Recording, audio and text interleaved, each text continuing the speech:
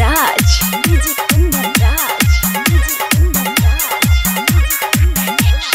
आजू के रतिया बमाई के पूजाई ए धनी मैया के कैसे मनाई। आजू के रतिया बमाई के पूजाई ए धनी मैया के कैसे मनाई। जाए के बजरिया से फलवा लाई देता हो ए राजा हो लाला की चुनरिया नवादा से लाई देता हो ए राजा हो लाला की चुनरिया नवादा से लाई देता हो।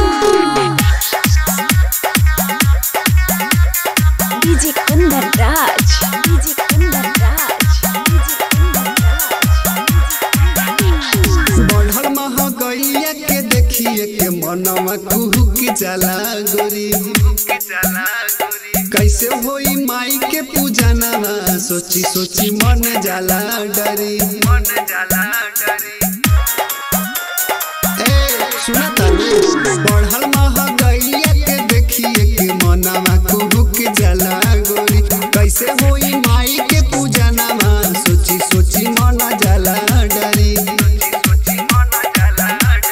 छोटे का देवरवा से घिउआ मंगाई देता हो ए राजा हो लाला की चुनरिया गाया से लाई देता हो ए राजा हो लाला की चुनरिया नालंदा से लाई देता हो ए राजा हो लाला की चुनरिया नवादा से लाई देता हो ए राजा हो लाई देना।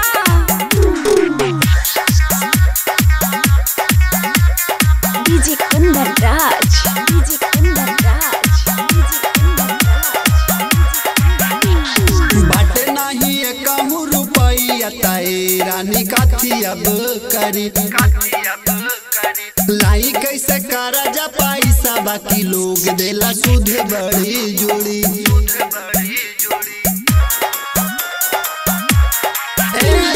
बाटे